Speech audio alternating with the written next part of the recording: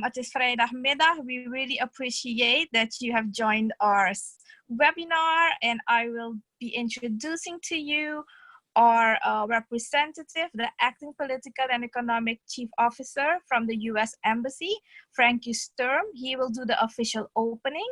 I think many of you already know my face. If you don't, I'll introduce myself now. My name is Ashna Mahepal.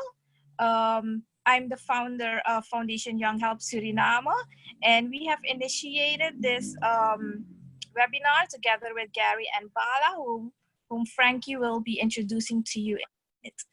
I'd like to add something in Dutch, just in case we have participants who are having a little bit difficulty with maybe my speed or the English.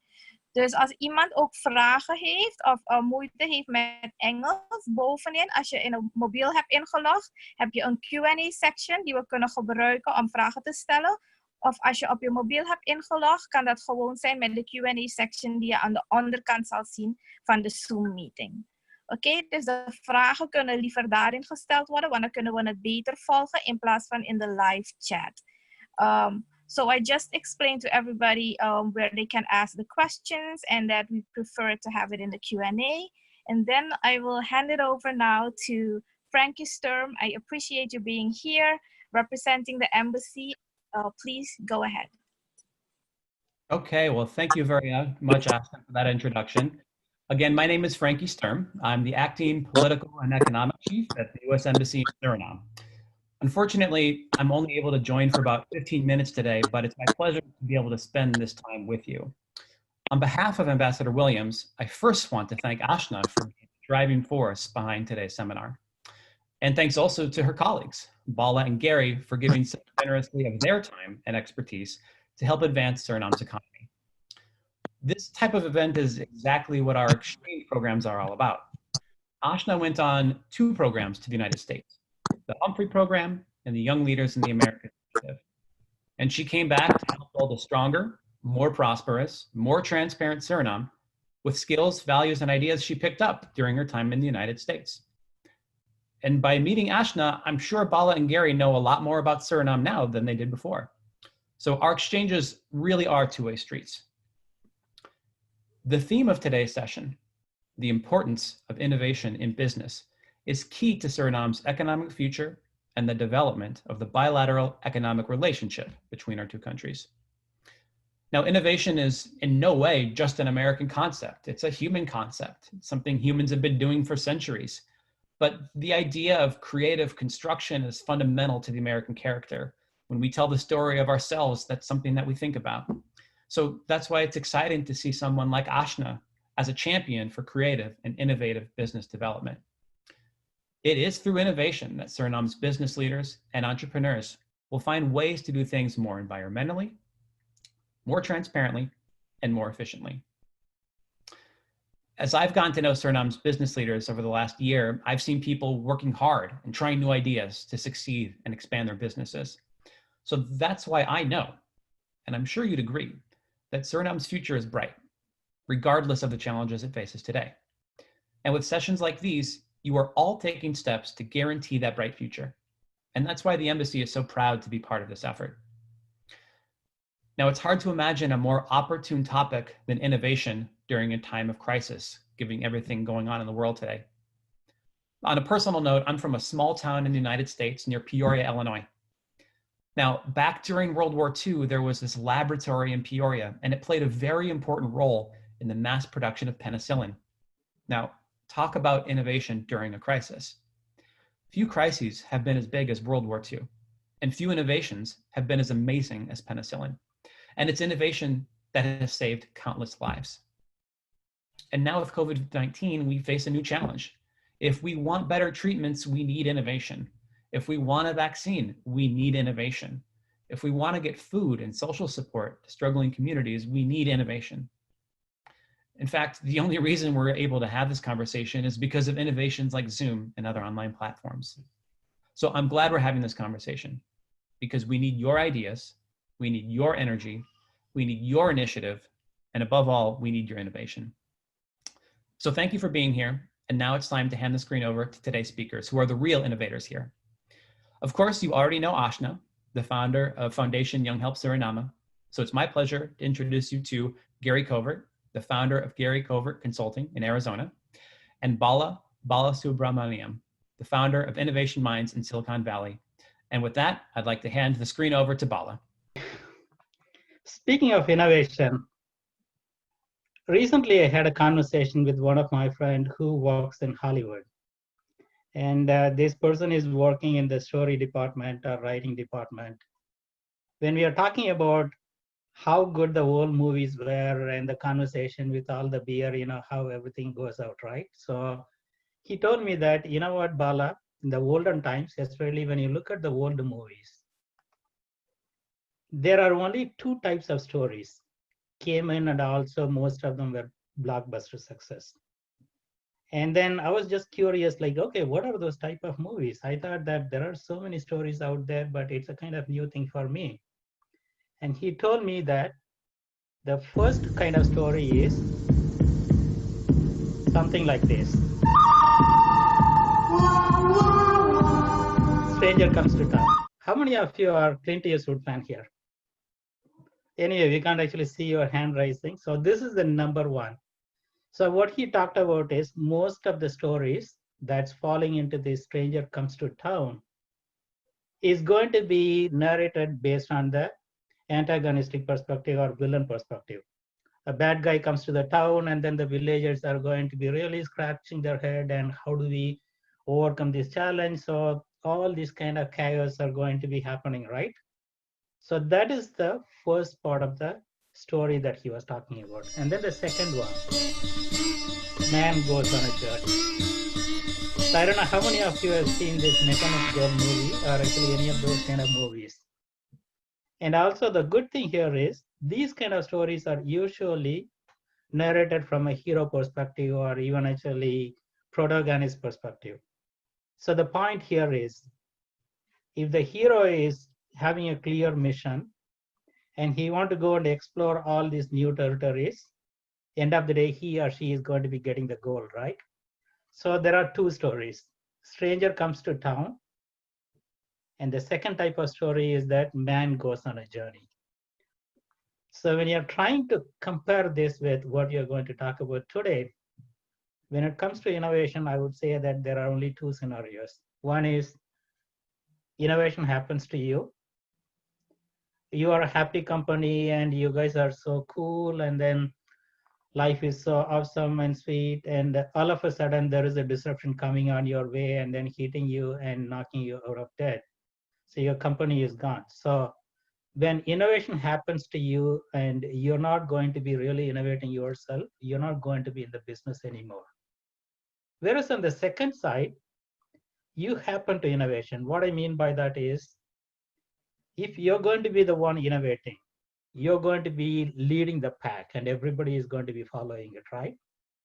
So that is the sweet spot most of the entrepreneurs and as well as the company and pretty much everybody should be striving towards. It's not like there are multiple innovations happening and then we are so cool and content with what we are having, and then we are expecting that innovation to hit us and then we are going to go out of business on one side, or we know that innovation is always going to happen and that's the only thing is going to keep you survive and also keeping you to go offensive.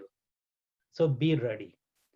So my first point and also recommendation and kind of what is that reminder to these aspiring innovators, entrepreneurs is that you should always try to innovate rather than actually trying to follow the curve.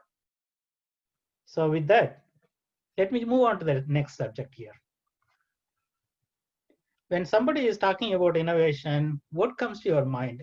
Can you all use the chat window and try to type in maybe one or two words what innovation means to you? How do you define innovation? I'll just give actually 1 or 2 minutes. If you can all go there and then start typing in the chat window and let us know what do you mean by innovation? What it means to you? How do you define 1 or 2 words?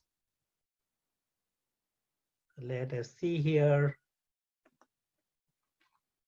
Achieving a goal in better way. Anything new with a value. Awesome. So somebody called Seth. We can hear you very clearly. Awesome. So Preston is talking about change. Wow, that's spot on, I would say. And then, oh my God, these are all brilliant ideas, I would say. Intersection of something new and something functional, something new to improve your business, revolution. I like that one. Awesome. Anything, any other ideas? How do you define innovation? What innovation means to you? Okay, so let me just share my perspective. Before sharing my own perspective, I do have a good friend called Hugh McLeod. He is the innovation artistic director for one of the leading firms which teaches and also coaches innovation. I'm a big fan of him. So let's hear from him what he is thinking of innovation. How do you define innovation? Are you all ready? This is going to be a small presentation here. It's going to be like 50 seconds or so. With that,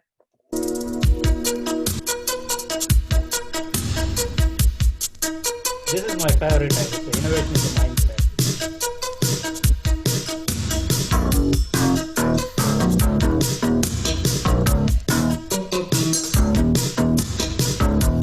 This is also important. Usually innovation should happen around the edges rather than at the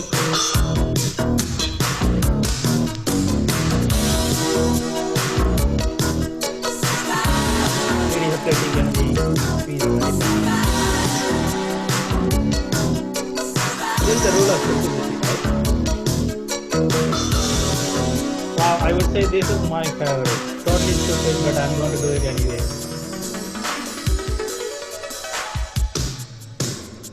Out on the edge with my back turned against the wind. I'm on my own like a young lion hungry. My only plans find a way to make it through the night. No matter what, God's my path gonna get. This is my super favorite, I would say. Can anyone guess who has said this one? That's why we are here to make a dent in the universe. Who said and when he or she said that one? Any thoughts? You can use the chat window if you have any idea or if you have heard this one. You know what? Why we are here? We are here to make a dent in the universe. So this was said by Steve Jobs when he introduced the iPhone first time for the entire world. See, look how genius he is, and he was able to foresee the entire future and confident and also kind of, what is it, fortune teller, right? So this is what I'm going to do. I know that it's going to create a dent in the universe. And that's what he did exactly, right? So this is one of the, another reminder for all of us innovators and the entrepreneurs. So as you can look into this innovation, there are so many ways of defining the innovation, right? So as you can recall, there is one definition like innovation is a mindset, and then make something that matters, and also be the different color the industry forget. There are so many ways you'll be able to define innovation. But if you ask me, in simple way, I would say that innovation starts when you're challenging the status quo. When you see something, when you're trying out something, experience something, always have that curiosity, like why it is working the way it is working. Is there any better way, or is there any alternative thinking? The more and more you're having all the curiosity, why not, how come, what if, those kind of questions, that is where the real innovation begins. Again, don't let the innovation happen to you. You should be driving the innovation. The second one is you have to really understand the meaning behind this innovation. Innovation is not just coming up with the idea and then actually getting into a product. Yeah, that is the outcome of the innovation. But the real innovation is your mindset, through which you'll be able to come up with so many ideas lifelong. So with that, let me just move on to one more topic before handing over to Gary here. I know that in the introduction, Ashna mentioned that we are from Silicon Valley. So some of you may be curious about, hey, why actually Silicon Valley is kind of Silicon Valley with all these kind of magical qualities and all. What actually makes, or what kind of traits, attributes make the Silicon Valley to be much more successful? let me just share some of the trends that we are seeing here. With that, you'll be able to get some ideas.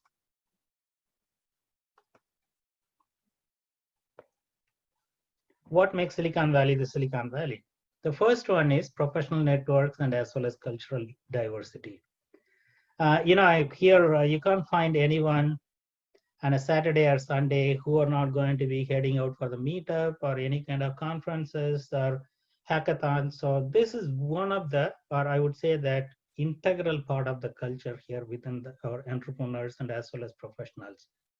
The more and more you go and open up and also have the conversation, that's where you're going to be learning and also you're going to be helping others, right?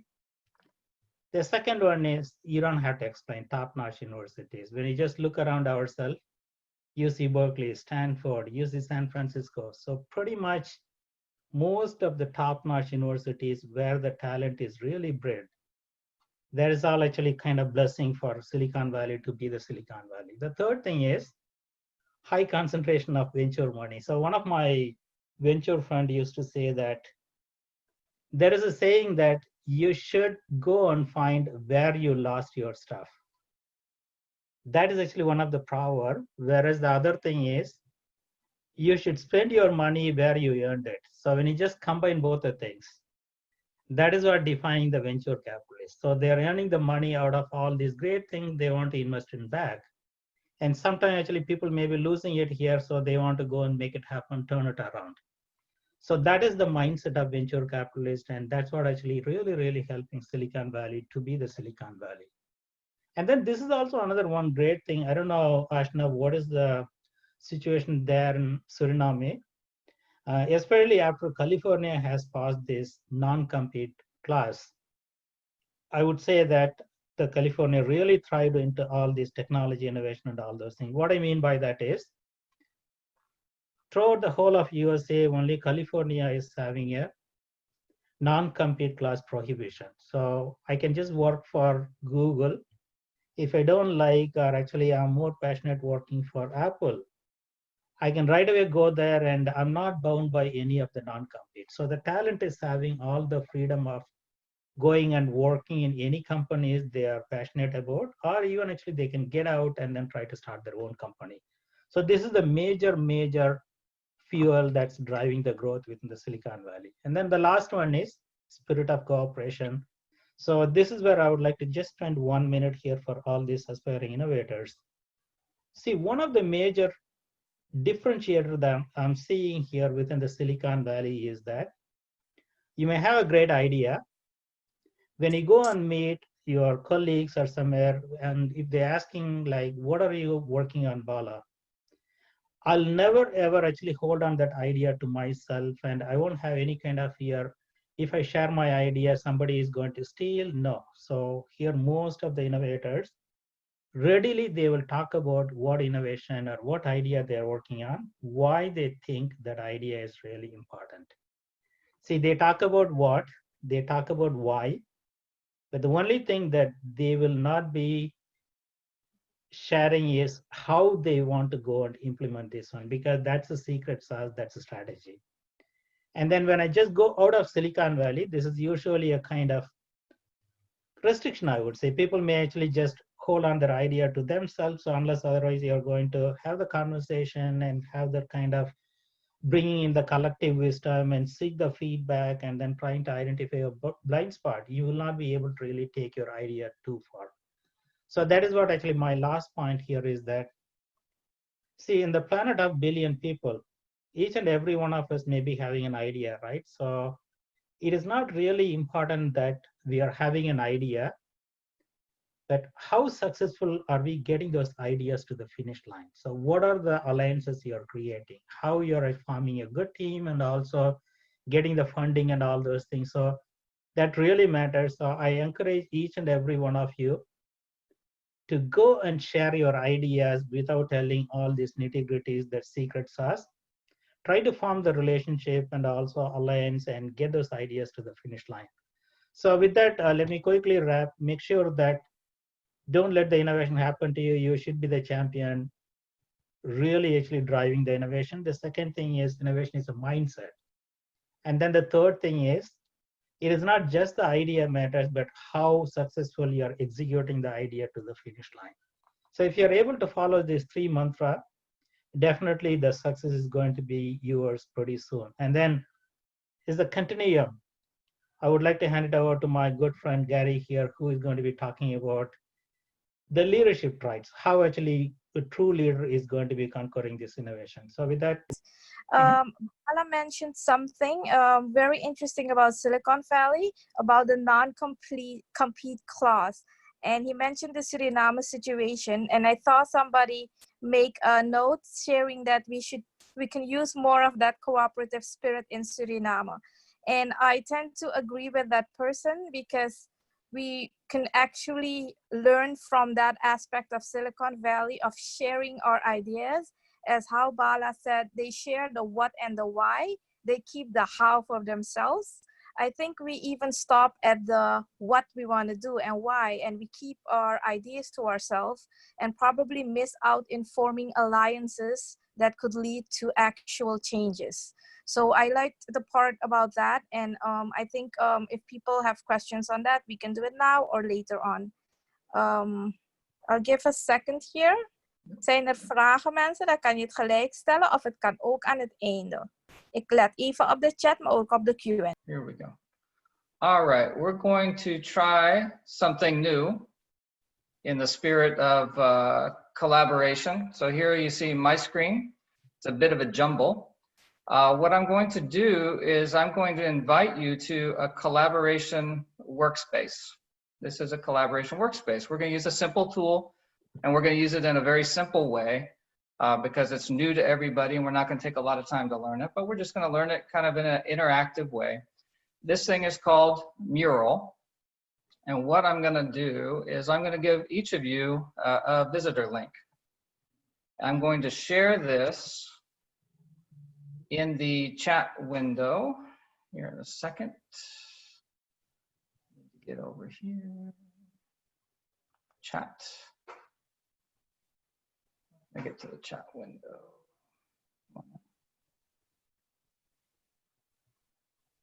Chat window. Oh, here. yeah, you can click the 3 dots. Hold on one second.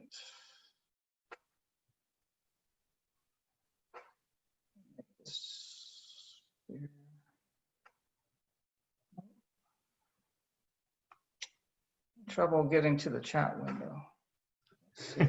That's a little tricky, Gary. So you have to find the 3 dots, and then chat will be one of the options there. Oh, there it is. Okay. Okay. Okay. Hope everyone's being patient with me. All So right. you should see in the chat window a link. So go You in can see there that. and follow that. And when you follow that link, it's going to prompt you to join this mural, this collaborative workspace. It'll ask you to do, you can join anonymously, and it'll give you some sort of animal name. You can just jump right in there. Or you can put in your own name. That's fine. Otherwise, the default is anonymous. And I see we've got a lot of people joined there already. So what we're going to do is we'll do a quick little look on, move this around. Okay, so we're going to use this in a very simple way. We're just going to use some of the sticky note functions. So you can scroll around all over here, but basically, let's look here. So here, you know, if you want to add a sticky note, very simple. Just double click anywhere.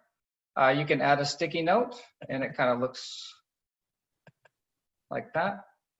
And then you can click out, and you can move your sticky note around. I see somebody already did it over here.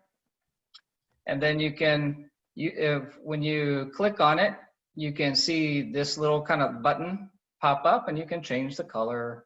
Simple things like that. You can change it to red or whatever you like to do. It'll do that, and then you can drag it around. So we're going to use this. This is a collaboration workspace, but imagine, you know, not only are we using Zoom to hear and talk to one another, but we're also able to collaborate together and have a good share thoughts. So let's do a simple little test. Over here to the right, I've got left-handed and right-handed. So how about we click, if you're left-handed, make a post-it note over here. If you're right-handed, put a post-it note over here.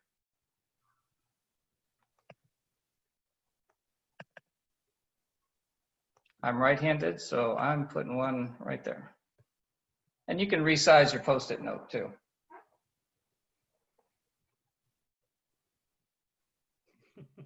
It's pretty fascinating to watch, right, Gary? Yeah, so this is in real time. We're thousands of miles away, but this is an innovative technology, but these kinds of things can accelerate this kind of collaboration. So people like me and Bala are just this far away from you. Kind of cool, huh? Okay, so let's, we'll use that in some of our other functions here in a minute, but let's go here. I want to talk about control.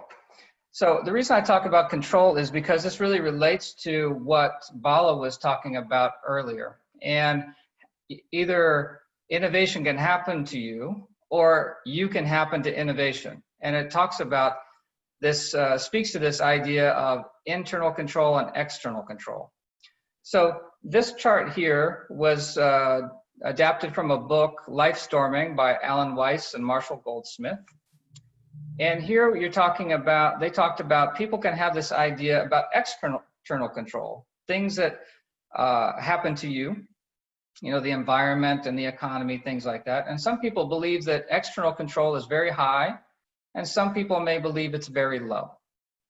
And on the other kind of control, you have internal control, meaning we have the ability to take, to express our control in the environment, and that can either be high or that can be low, that belief.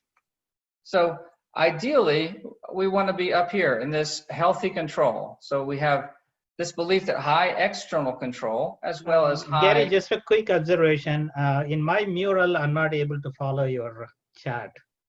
Zoom, Okay. I can see what you're talking about, but in my mural, I'm still seeing the old one. Yeah, good. Yep, Awesome. is everybody there? Yep. You can also navigate over there if you decide you want to navigate someplace else, but I just pulled everybody over. Awesome. Everybody should see it. Thank you, Bala. So external control and internal control. So some people, and this might be temporary, like now with COVID and whatnot, may believe that there's a high level of external control and a low level of internal control. So that means that they may feel they have lack of control, and maybe things have to do with luck, fate, or some other force. That's false. The other is the flip side. Some people may think that they have total control. You know, they may go to a motivational speaker and say, hey, you know, Tony Robbins says, if I just believe it, it's gonna happen. All I have to do is just wish enough. And I'll be a great entrepreneur, or things are gonna happen. Doesn't work that way. So that's also false. That's feeling you have total control of your environment. That's not true for any of us. So the idea here is that we want to have this healthy control. And I believe with innovation, this is a way for us to exercise more control internally when we're in a situation that appears to have high control over us. So earlier, Frankie indicated, you know, the story about penicillin. So through innovation, they were able to get some control and be able to control disease, you know, in World War II. So that's an example of, you know, this idea of being able to innovate when things are tough. So I work with a lot of senior leaders, and I'm going to put my little sticky note here. I'd say a lot of them, probably most of the time, have a healthy relationship with control. You know, they understand that, you know, the economy does what the economy is going to do, but they also know that they have a lot of things that they can do.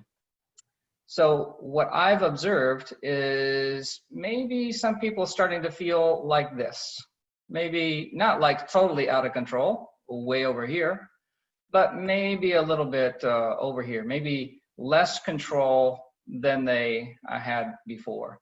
So my job over the last several months has been this. My job, and I think Bala's been doing a lot of this too, is help leaders realize we need to really get very innovative right now.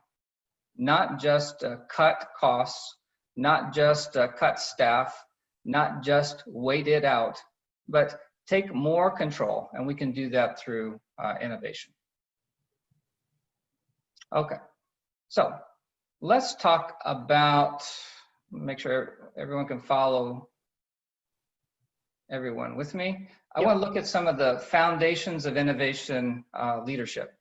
So it's a whole big complicated topic, but I picked 4 that I think are very useful for leaders right now to remember. You want to be an effective leader of innovation, you need these 4 things. 1, you need to see yourself as an innovator.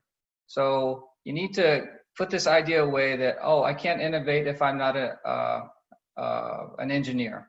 I can't be the innovator if I'm not the boss of the company. I can't innovate if I'm not a creative type or an artist, something like that. That's false. So you need to be able to see yourself as an innovator. It starts there. The second part is that you need to have some process and definition knowledge. So the idea here is that we need to, I'm glad everyone's playing with all these stickies. It's kind of fun to watch. But you need to be able to have process and definition knowledge. So being able to innovate doesn't just happen.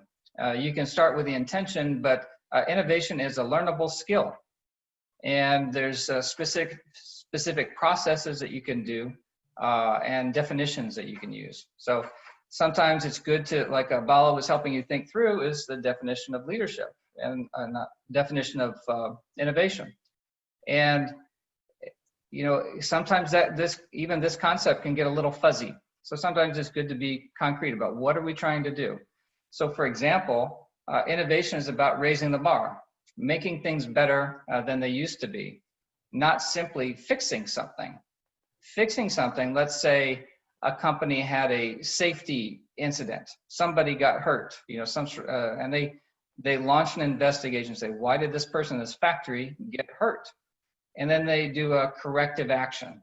Well, they find the root cause, why that happened, and then they fix it. Once they fix it, they're back to where they were before. That's that level of performance.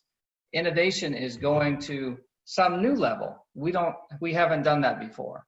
It's different. So the process of fixing something is very different than the process of innovating something. So that's important to have. The third thing is that innovation is a team sport. It's very unlikely you're going to get good innovation all alone. You know, even the great inventors, there's a lot of dispute about where their ideas came from, and you know, they don't operate in a just all alone. And it's true for innovation leaders in business too. You have to get others to believe that they are also innovators with you. I was working with the senior leadership team one time, and that included the president of the company, that included the operations people, that included their business development people, and their whole senior leadership team. And at the end, I asked them, what did you come away with? And they all had their different answers. But the one that really stuck with me came from the HR leader. The HR leader said, my key takeaway is that I have a role to play in innovation. I was like stunned. I was so surprised that she could think that she did not have a role in it. But many people feel they don't. They feel like my role is just to run this project, get these customers, do this thing, but they don't realize that they have another role to play to make things even better, to build on past success to make new success. The leaders need to be able to do that. And then the last thing, you need to broadcast. Number 4 is you need to let people know you're in the market for new ideas. If you're leading a company or you're leading your team, you need to know. Otherwise, they'll just do the basic and just say, hey, I just need to take care of today's issues. I just need to take care of that customer issue. I need to get new clients. All that stuff's great. All that stuff needs to happen. But in addition to that, we need to branch out a little bit and always be looking for ways that we can raise the bar so that 2021 is better than 2020 and 2020 was better than 2019, so on and so forth. So that's the idea. Let me give you a very simple formula that I use with some of my clients, kind of give you an idea here. And this is called the performance formula. It was developed by this guy here. His name is Tim Galway. And he started off as a tennis coach. So he started back in the 80s, he was a tennis coach, but he got into what I do, leadership coaching, helping leaders be more effective. So he applied that knowledge, very innovative if you kind of think about it. But he came up with this simple little formula, which is one's performance, what we actually do, is our potential, our strengths, minus interferences. So we have our potential, our strengths, but our interference to a great deal influence, affect, how we're actually going to perform.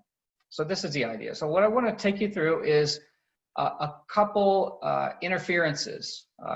People may think that they have strengths, but sometimes they can turn into interferences. And I'm going to show you 4 if we have time. We'll go through all 4. If we can get through a couple, we'll do that. I'll keep an eye on the time. So I'm going to pause there for the moment.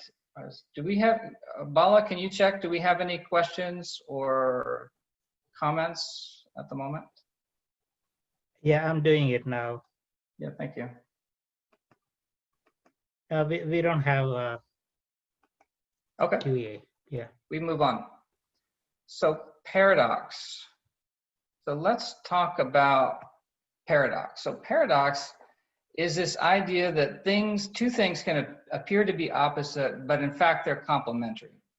A very common one, maybe you've experienced it, maybe you do it, is showing tough love as a parent. So for a parent, if we're all tough, for example, very strict about the rules and you have to do your homework, you have to do this, all that, and don't show that nurturing side, that love side, that affection side, that can cause some problems. And people, it can cause some issues with children. On the flip side, if it's all about nurturing and caring, but not helping out with that area in terms of, hey, we got to get that homework done.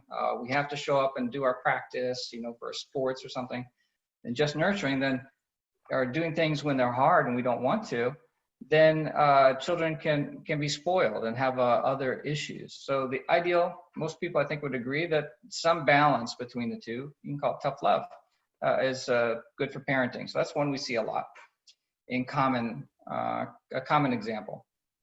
So this is the idea. So paradox is this idea that one strong trait may not be a strength. It may actually be an interference, something that's going to get in the way. So I work with clients. There's 12 leadership paradoxes that I use with them. We're going to talk about 4 if we've got time that I think are particularly relevant to innovation leadership. So the first one is going to be this one related to communication. So communication paradoxically requires both frankness and diplomacy. So frankness is the degree to which somebody can be direct and say what needs to be said. Diplomatic is saying things in a way that's tactful, in a way that people can accept it. So somebody who's very frank and not very diplomatic might come across as blunt.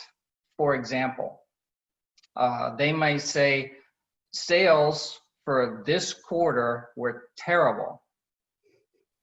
That's pretty direct and may come across as blunt. But if they also did some diplomacy, added in some diplomacy, they may say, well, our sales in Q1 were terrible despite our best efforts. We tried really hard. But if they're all diplomatic and low and frank over here, they may say something like, you know, I know you guys tried really hard last quarter. I know you tried hard, but they're not saying the real thing that needs to be said, which is about results. And that may come across as evasive because they're not saying what really needs to be said. Ideally, we want to balance our strengths, or at least balance our behavior, so that we're up here in these kind of balance. So we're highly frank with people, very direct, and also we're saying things in ways that are tactful so that they can hear them most effectively. So I'll share personally, my behaviorally, my tendency is really to be down here. This is me down here in this yellow little square. I tend to be down here, and I have to, on purpose, really think about, am I communicating directly enough so that I can, you know, be an effective communicator. So if you all want to, take a minute and put your sticky note where you tend to think where your preferences tend to be. Gary, are you asking for the preference, or where they are, or where we are now? Maybe they're natural preferences. Okay.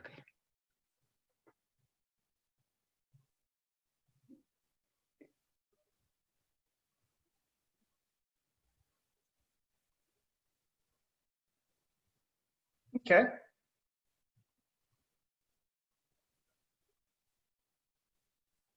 Yeah, so it looks like I've got some company over here in this little diplomatic, some people a little blunt.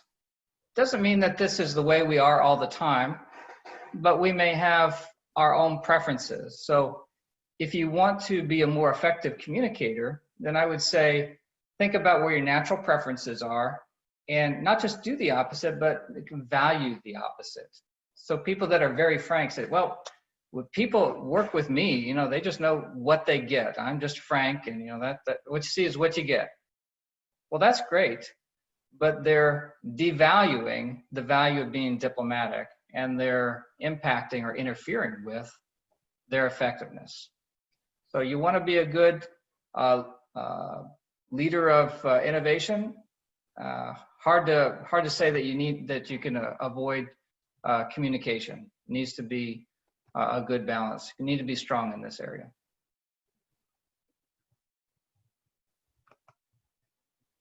Yay, we had our first interactive exercise on mural. Isn't that nice?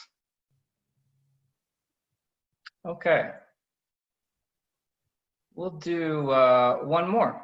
Let's look at innovation, our opinions. So opinions, this one's very relevant to innovation because we're dealing with ideas. So what's your opinion about ideas? Well, here the dynamic is different, got two different traits. And the traits have to do with the degree to which we hold our own certainty about our positions versus the degree to which we are open and reflective to other people's perspectives and ideas. So somebody that's very certain and not very reflective can come across as dogmatic. Oh, that's just the way it's going to be. That's the way it's always been. That's always worked for me. That's the way we've always done it. Dogmatic. And that's going to have some issues related to innovation. On the flip side, if you have somebody who's very open and reflective with low certainty, kind of over here, well, they'll be, well, oh, you can imagine them around a meeting room table. Oh, well, that's a good idea. And oh, that's a great point. Oh, yeah, I see your point. And without holding their own ideas with some certainty, then they can come across as inconclusive. And that gets to be very frustrating for innovation. So you need to balance both. So ideally, we want to be, again, up here high and to the right in terms of how we deal with these kinds of ideas and ambiguity. So I'll share first, same kind of pattern. I love listening to other people's ideas. So I tend to be probably over here on the line here. Tend towards the inconclusive area because I want to be inclusive of other people's ideas. And sometimes I need to work on, okay, I need to be definitive and clear about what I think is important here. And maybe if you other people want to share where they are.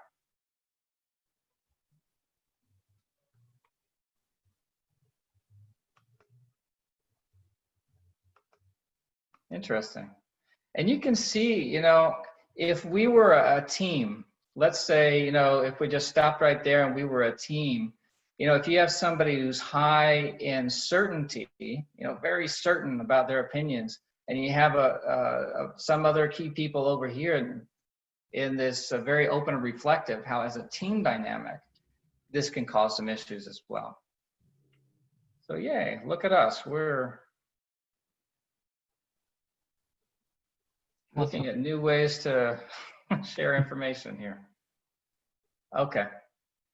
And then I'll go over this last one. You're kind of getting the hang of paradox here. We'll do this third one, and then I'll go over the last one just briefly. The other one is innovation. So this is very simple look at innovation, not what me and Bala do. But they call this the paradox of innovation. So this is in simplistic way. You want to look at, to be a real good innovator, you have to stick with things. You have to have this trait of persistence as well as this trait of experimenting. Persistent means sticking with something until you can see results. Let me make sure we're all on the same page. Can you summon us? Yeah. Yep.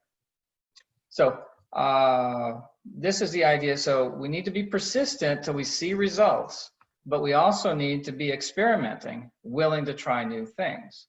So you can imagine some people may be if they're very high in persistence, but low in experimenting, they'll just, you know, this is what we're doing. This is where we're going. This is what we decided in January, what we're going to do. Even though it's in January of 2020, this is what we decided to do, even though the world has changed since COVID in this winter. So they need to be willing to try new things. On the flip side, you can see if people are very experimenting, trying new things, but don't stick with stuff enough, they'll be non-finishing.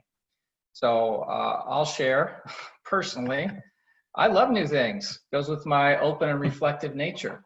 I tend to look at the shiny object. So I need to discipline myself. I know this about myself, so I have to discipline myself so that I don't just, go to that new thing. Hey, there's a new product. Hey, there's a new tool I can use. Hey, that's pretty cool. Or, hey, I need to make this change to my website or things like that. And you can go a mile wide and an inch deep. I don't know what that is in metric, but anyway, a centimeter deep and a kilometer wide. You know, you want to be able to stick with something long enough so that you stick with things, have some discipline, as well as if you have new information, be willing to try new things. And take a look. Where do you guys kind of find yourself sometimes?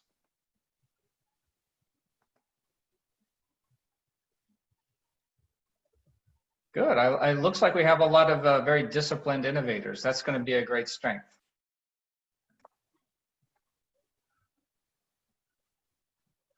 Yeah. So if we were all a team here, I would say, wow, that would be a great strength for us as a team, because look, we're all kind of clustered around this area here. Likely, we're willing to try new things, and likely we all have this kind of discipline. So yeah, of course, we're going to stick with things long enough. If you had a lot of people kind of out here in the non-finishing area, especially if they're the leader and easily distracted, that could be an issue. So very interesting. Let's move on to this last one. I'll get everybody over here. Let's take a look at self. So to be a success in anything, we need self-mastery. And self-mastery really requires two dynamics here. Really, if you kind of look at it in this first dimension, is we need to accept ourselves. We need to be okay with who we are. As well as we need to have this drive for self-improvement, willing to try new things and willing to stretch and grow. So people that have high self-acceptance but low self-improvement may tend to be defensive and not be very effective because, oh, well, I'm just already great. You know, I don't need to, I've been a great leader for the last 10 years, or I've been a great, you know, manager or whatever it is. You know, I don't need to do anything else. And they can get defensive and they're going to stymie their effectiveness. On the flip side, somebody who's all about self-improvement, but low in self-acceptance, not liking themselves for who they are today and always thinking about tomorrow, you know, they can get in this zone, what we call self-critical. So, and they can be awfully hard on themselves, even when they're very successful. They can do great things. I see a lot of leaders that I work with and coach with are in this zone. You know, they'll just say, well, you know, I just didn't do as well as I wanted to do. And that's good to a point, but it takes the enjoyment out and it takes some of the motivation out. And sometimes you can be too much of a perfectionist and take out some of the good in pursuit of the perfect. So that's the idea here. And I won't ask you to put your scores on that one. But that's the idea of paradox. So let's do this. So this is our great big mural over here. And I'm going to, let's take a look. So what I'm going to do very quickly is ask people. So we've looked at four different areas for paradox. So I'm curious, and I'm going to type in a little question here. So which paradox, not the fastest typer, most important for innovation? And I'm going to give everyone, you'll get 3 votes. All members on this mural. Okay, so just click on the paradox. You can see it on the card. Click on the card or that little area, the paradox. And then if you want to remove your vote, shift and click to remove it. And your vote will be anonymous. I don't know who the animals are anyway. So we'll start the voting here. See what happens. I'm going to vote too. I think opinions. And you can vote twice on the same thing. Oh, yeah.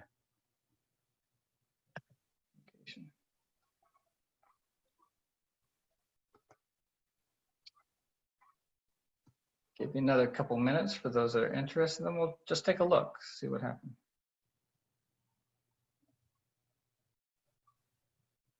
Okay.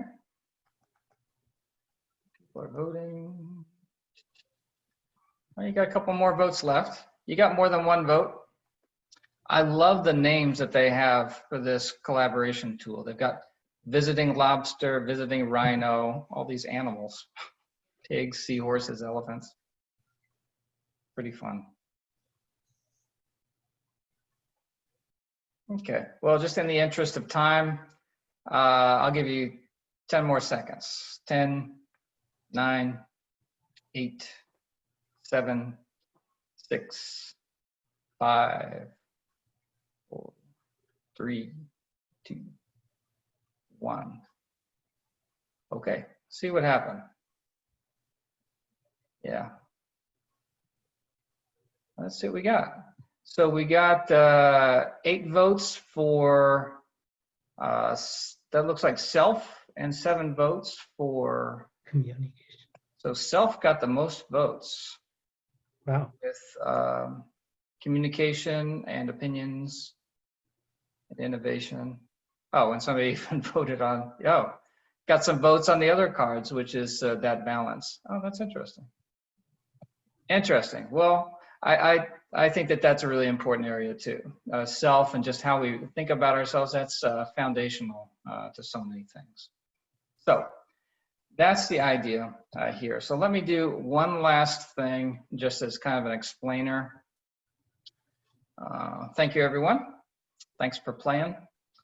Let's look at this right here. So as an offer to everyone on the call, you're all friends of Ashna, and for that you get a reward.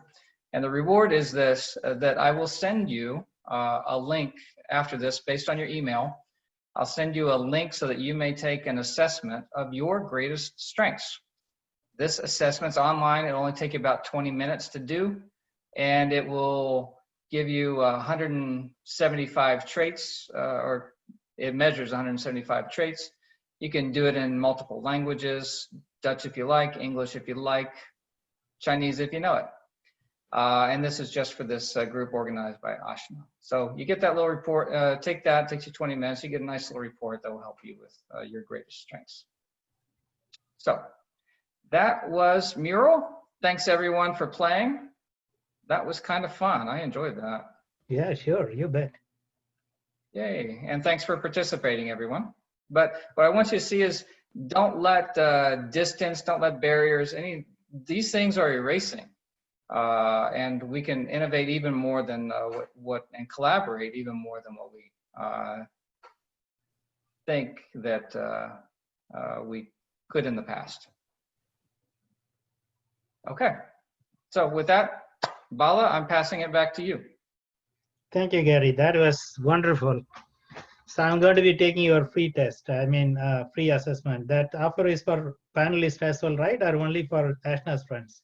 Just for you, just for you. We'll do that too. Now, I should say that I'm also one of Ashna's friends, okay? So I'm qualified there too. So I see this note, Ashna, was she able to get back on? No, let's continue. So there is a assessment portion, right? Let me just talk about it for a few minutes and then we can go for the wrap up. Okay, thank you, Gary. And quick, hope everyone is doing fine. If you're feeling a little sleepy, please go and have a coffee. We are going to get into one more wonderful conversation on innovation. So I just gave you a little bit of instruction in the chat window. If you can all pull up the chat window, there is a URL, assessment.innovationminds.com/login.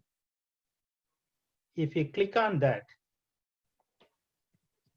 enter the email ID that you used for registering to this webinar, your email ID as a username. And for everyone, we set the password as sample123. S is caps, sample123.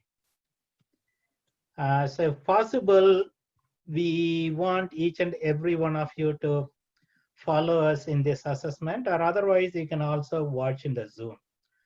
Maybe what you can do is you can just follow what we are talking about in the Zoom and then go offline maybe tomorrow or weekend.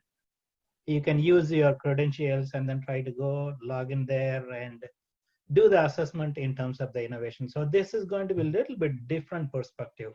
Gary was talking about more from a personality and behavioral and talent-oriented innovation assessment. But what I'm talking about here is more like giving you the backstage tour, how Silicon Valley companies are really conquering this phenomenon called innovation. So what are the things going behind the screen to make Google as Google or LinkedIn as LinkedIn?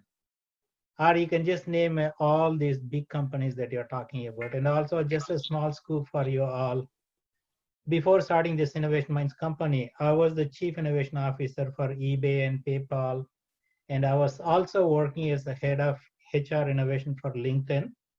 So when I'm looking at all these kind of trends, how these big enterprises and as well as all these unicorns like Airbnb, Uber, they're all approaching this innovation. So we got a whole lot of experience, exposure, and also insight. So with all this information, we have put together a framework or assessment for each and every one out there in the enterprise sector, or actually the innovators or entrepreneurs.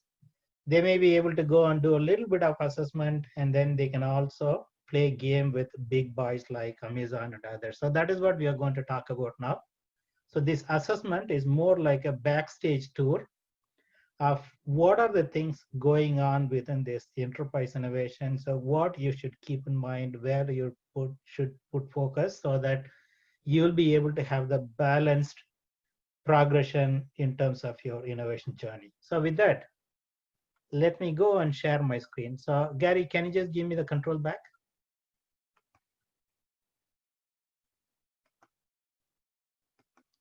So if you can go to participants and then give me the control back.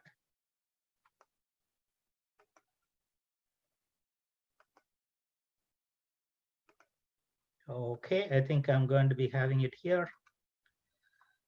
Awesome. So quick question. Anybody try to log into the platform? Are you all successful or any problem you're seeing? You can use the chat window. You can quickly let us know what's going on there.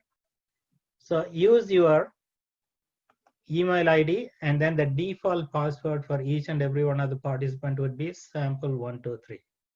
So with that, let me go ahead and then log in here.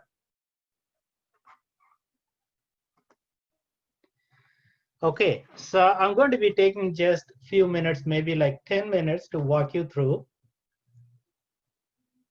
what we help with enterprise clients before even they're going to be starting that innovation journey. For example, Innovation Minds, my company, or Gary Consulting, which is Gary's company, when we go and engage with big companies and they're asking us, hey, can you come and help us in terms of our enterprise innovation? We don't know where to start and how we want to move forward. Will you guys be able to help? So that is where we give the access to this platform or assessment for most of the stakeholders in that company. And then we'll do a small kind of conversation. Hey, even before you're going to be starting your innovation program, let us talk about where you are in terms of the innovation journey and what are the things working really well, what is not working well. See, always actually innovation, the ground zero theory is that you should focus on the challenge. Unless otherwise, you know what challenge you're trying to solve, you'll not be able to really go too far. So the part we are trying to figure out here is, what are the challenges this particular company or enterprise is having when it comes to innovation and creativity? Once you know that, it is very easy for them to put the laser focus for moving the needle on that. And having said that, when you think about innovation, it is a kind of very abstract word, right? But within that innovation, there are so many kind of types and also intersects. So the first point that we are going to be asking our client, and also in this case you, are you really interested, go really big and then do the revolutionary innovation? Or you don't want to take a big step and you want to just focus on where you're doing really good in terms of your core business and make incremental changes. The innovation can be completely disruptive or it can be also incremental. There is no wrong or right between these two things. But we are going to be asking the question to you all, what is your passion? Where do you want to put your focus? Sometimes you may want to go to your employees and ask them to do the innovation or ask them to help on the innovation. Or sometimes you may say that, you know what, I want to reach out to my partners, suppliers, or customers, ask them to help me with the innovation. So there are so many ways the big companies here approaching this innovation. They can go fully on to that disruptive innovation or continuous or incremental innovation, or they can rely on employees to help on their innovation charter. Sometimes they may even actually bring in the partner suppliers. There are so many things that will be really helping the clients to understand. So if you are by any chance in the site, you may be able to just go and select your assessment. If you're working for a company, think from your own perspective or company perspective where you are in terms of the revolutionary innovation or continuous improvement. In case you're not working anywhere, you're solo entrepreneur or you're actually looking for an employment, think from where do you think Suriname is standing in terms of the revolutionary innovation? How much actually comfort as a country, as an organization, as a community, your folks are having when it comes to incremental. So just try to give a little bit of score. When you just mouse over it, you'll be able to do all those things. So that is innovation scope. And then the next one I'm going to be doing is, what are the focuses of innovation that you may have? Sometimes people get narrowly focusing on, okay, I have an idea, I want to build a product and get to the market and have some profit and revenue, walk away. So that's a product innovation, right? But companies should be having a well-rounded focus on all aspects of the business. You should have a product innovation. You should also innovate on the process. You should also innovate on your organization structure. You know what I'm saying, right? So there are so many things that you have to focus if you want to be really moving far. So like they say, if you want to go fast, if you want to run fast, you can go alone, put the focus on this product innovation. But if you want to go far, you have to bring everything together. Otherwise, as a company, as an organization, you'll not be able to go too far. So the second one is innovation focus. So what I'm trying to do here is, I'm just giving you, as I was mentioning earlier, backstage tour, how big companies are approaching the innovation. It is not just simply one abstract sentence of how they are approaching the innovation, conquering it, but they are putting focus on each and every one of the aspect, from a scope, from a focus, and also in terms of the ecosystem. And also the next one is program lifecycle. So you should have a clarity in terms of, are you having the right clarity in terms of the challenge that you're going to solve and how you're engaging your employees. So there are so many things that you should keep in mind if you want to really be successful with your enterprise innovation creativity. And especially if you want to become next to Google, if you want to become next Apple, the first thing is that you have to be innovative, right? How are you going to be innovative? You can start with a small spark, but as you move on, you have to make sure that focus is given for each and every one of these things. Then only you'll be able to finally get into the finish line. So with that one, I'll just go to the final one here.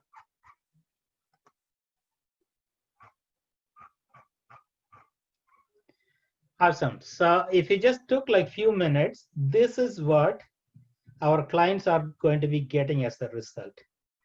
For example, in this case, we are around 25 folks, right? If everyone is taking the assessment, eventually I'm going to be letting Ashna know that, hey, Ashna, you know what?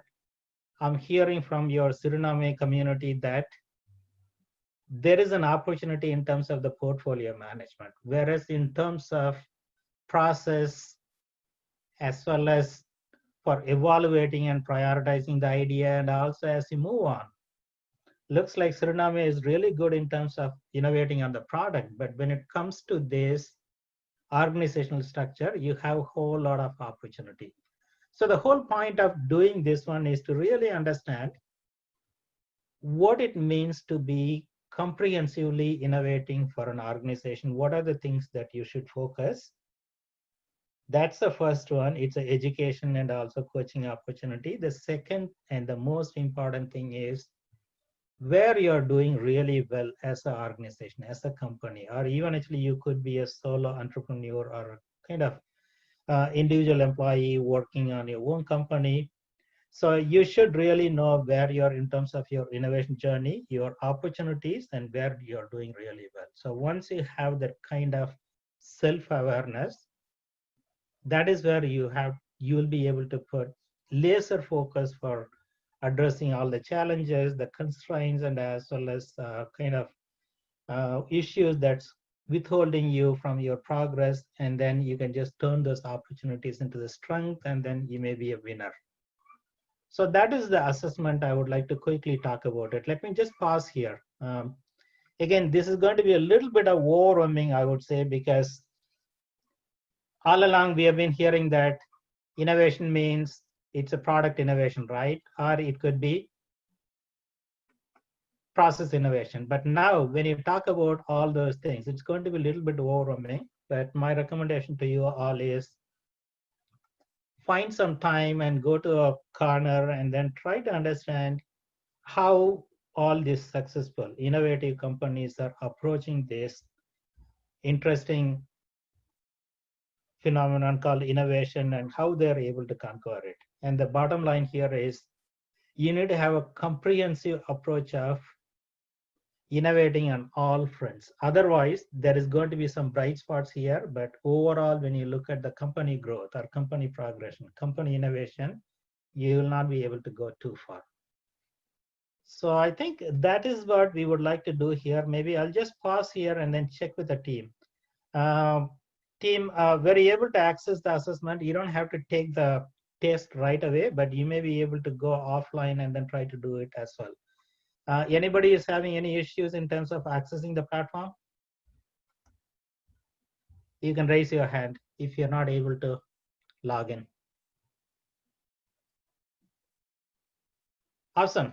So I think, Ashna, we talked about some of these traits, right? The first one is innovation happens to you or you happen to innovation. And the second thing is innovation is more like a mindset. It shouldn't be like tied to the single idea product and think like we conquered it, we got it. So it should be a mindset through which you will be able to be a continuous innovator. And then the third thing is that understanding how Silicon Valley becomes a Silicon Valley and what kind of traits that we are following here. And try to replicate, and also when you're having any certain specific unique strength, you may be able to share that with us so we can all learn from each other and grow. And then Gary beautifully talked about all these traits when it comes to this paradox and other things. That could be another area that the participants will be take a lot of advantage. Finally, we also gone through this backstage tour, how big companies, especially the most innovative companies like ServiceNow or LinkedIn or Google, you name it, Apple or Tesla, how they are able to really become that kind of innovative company they are now, what kind of processes they are following, where they are really putting their focus. So we have talked through all those things, and then my point and also kind of a request to you all here who are listening now. See, again, the innovation starts only when you're being curious and hungry and also asking the right questions at the right time and also forming those alliances. So with that, keep innovating and the world is ours. As Steve Jobs was saying, we are here to make a dent in the universe, right? If not making a dent in the universe, at least you will be able to make a dent in Suriname or USA. Good luck, all. So over to Ashna. Ashna, are you there? Yes, I am. So thank you, Bala, and thank you, Gary, for your presentations. I've been also receiving private messages through WhatsApp saying that they love the presentations and love the initiative. So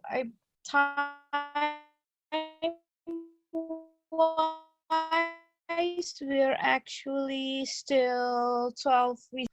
If we want to use all the times, please feel free to ask them. If not, I think that just says that you guys been so clear or they're shocked by everything that you talked about. So I actually had one question listening to you both. There was, I think it was a part that Gary spoke about, that your performance is influenced by how much interference you experience, right? So you guys been in the business and have met a lot of people across a lot of industries for a couple of years. What would be some tips on handling or dealing with this interference so your performance is not affected that much? I don't know if that's a question. I don't want to put you on the spot, but I think you must have some type of advice on how to go on that. Because you did talk about a mindset, believing in yourself, wanting to be an innovator, and also believing that other people should share ideas. So yeah, I'm open to whatever you guys have to share on that. And while we wait for some questions, we can head towards our wrap up, closing up, sharing contact details. Paula, do you have an opinion? No, go ahead, Gary. Okay. I think one of the biggest ones that I see is probably unexpected, but of the biggest barriers to innovation is success. If you look at some companies and organizations, they're doing very well with doing things in a certain way. And it's hard to argue with success. It's hard to tell somebody what you're doing is wrong because they're pointing at, you know, it's working. I'm making money. I got bonuses. I employed hundreds of people. The trouble is that, and I see this with, you know, companies that have some track record, is that being able to learn to win again. You don't need to convince an entrepreneur just starting their organization that they need to look at things differently. Naturally they are. That's why they're an entrepreneur. It's harder when things become more successful. You got a company in business 5, 10, 15, 20, 100 years, whatever it is. It's hard for them to make those turns. And you can see so many very successful companies that were, you know, on the top of the worldwide list, you know, don't make that turn. And then you get another one that was innovative at the right time, being able to do it. So I think success, paradoxically, is one of the biggest interferences. Yeah, maybe I can add on to that one quickly, Gary. So I'm a big fan of Stephen Covey's 7 Habits of Influential and Successful People. Even there are 7 habits. I would say I'm really a big fan of that 4th or 5th one, synergize. See, innovation is a kind of team game, right? So you'll not be able to alone go and make a dent in the universe. You may be able to start small, but end of the day, you have to start following that kind of team and also forming the alliances. So one of the main things that you should do from get-go is that make sure that you're identifying the synergy between each and every one of the constituent of this innovation game, your partner, your colleague, or your co-worker. So whoever is going to be helping you or you're going to be helping them, try to have the clarity in terms of what is in it for me, what is in it for them, and then when you're combining everything together, what is the collective common tissue there, so you can synergize and have a common purpose. See, end of the day, everybody is a winner. Nobody is going to be stopping you from winning as a team, right? So just do the synergy and synergize. That's going to take you all the way to that end. Okay, thank you for that. I actually saw that we I happened to answer one of the questions that had come in by email before. I think it was Gary who received that question from Pravesh about what the biggest challenges were that he faced in this business. And I think with the success story of having an open mind and being open to approaching things differently, even when you're having success, that should have answered that question as well. I can pick from that list one more perhaps. One of them that I saw is about what exact steps you should take when moving from an idea towards a business. I know that usually everybody starts talking about drafting a business plan, making your projections on what you're gonna earn exactly and within time, as if you predict the future. So what is, if somebody is out there wanting to start a business, has this idea, what should be really their first step? I know you talked about the assessment. Is it really a business plan? Maybe I'll just go very quickly on this one. Rather than directly answering the question, let me just borrow one of my friend's principles. So this guy is the founder of 500 startups. He's a pretty active investor. Anytime he goes to these kind of pitching sessions, entrepreneurs and innovators come and try to pitch the idea. He tell them that, guys, I'm actually looking for 3 things here. Actually, I may be using a little bit of language here. It's pretty common within US, so just bear with me. So he usually say that in any idea or any proposition, I'll be looking for 3 A's.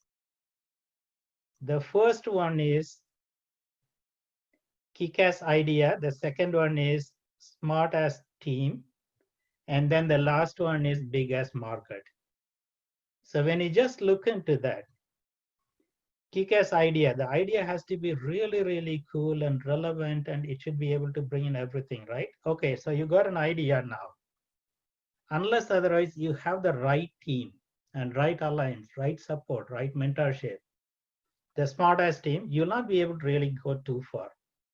And then you can just say that, you know what, I got a great idea, I got a team. If there are no buyers for this one, nobody is giving a damn about your idea, nobody is going to buy it. What is the point of building this idea or innovation at all? So you need to really think about, is there a market for this one?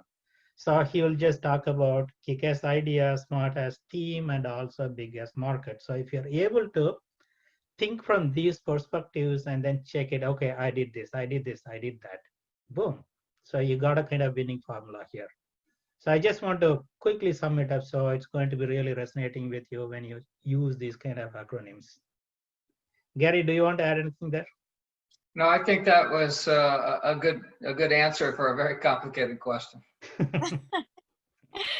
So I think we have 4 minutes on the clock. I would like to thank you guys for the very insightful presentations. For me, at least, it was really clear. I did not receive any questions on issues of not on the sound or the screen sharing or anything. So I'm assuming everything went well. And I would really like to thank Bala for taking the time to be present and do the presentations. Thank you, Gary, also from taking time from your really busy schedules. I know you guys have really big clients out there and that your time is very, it's not out there just to grab. So I feel that you guys have helped us a lot by sharing your thoughts, your insights, and your time. I appreciate that, and I would like to thank you for it. So we have 3 minutes on the clock. I would like to give the platform to you. You can make some announcements on if this is a recorded session, how they can keep in touch with you or not. So you decide on that, and then I think Gary has the buttons in his hand, and then you can say goodbye. Gary, do you want to quickly talk about the logistics? I need just last 1 minute for sharing this inspiring quote. Oh, yeah. So this will be recorded or has been recorded. So yeah, if you're interested in going back and taking a look at it, that recording will be made available to everyone who registered, and you'll get that through Ashna. Awesome. Thank you, Gary. So just one more thing here.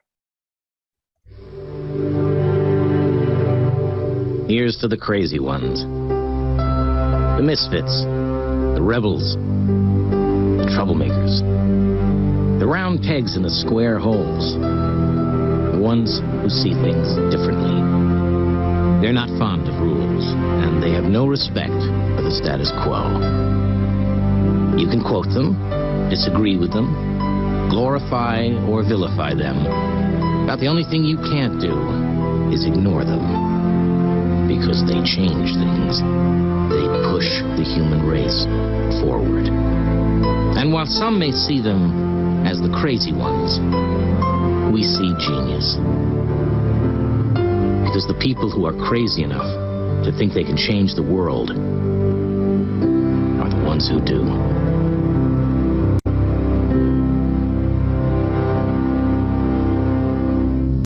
Hopefully this is going to be reminding all of us that if we are the round pegs and there are all the square holes, still we will be able to be successful. Just keep honing those kind of unique trait that we are all having as an innovator, and success is all ours. With that, we would like to thank Ashna for putting together this wonderful, wonderful webinar, and then we will go to the last part.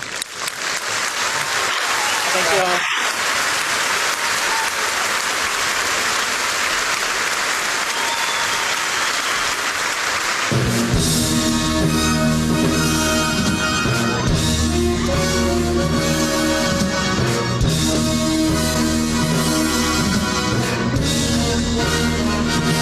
Gary, can you wrap it up?